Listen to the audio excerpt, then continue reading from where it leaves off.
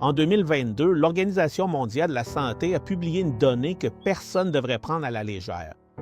L'anxiété et la dépression ont augmenté de 25 % dans le monde entier en une seule année et les plus touchés ont été les jeunes.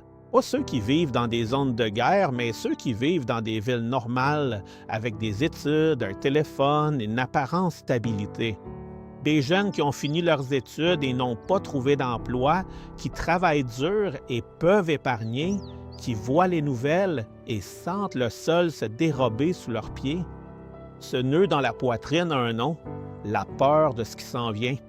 Et ça ne se calme pas avec des discours optimistes ni avec plus d'heures de planification, car le problème n'est pas le manque d'informations, mais le manque d'un sol ferme où se tenir.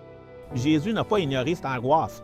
Il a regardé ses disciples qui vivaient aussi sous un empire imprévisible et leur a montré quelque chose de concret, les oiseaux qui volent sans grenier, les champs qui fleurissent sans s'inquiéter.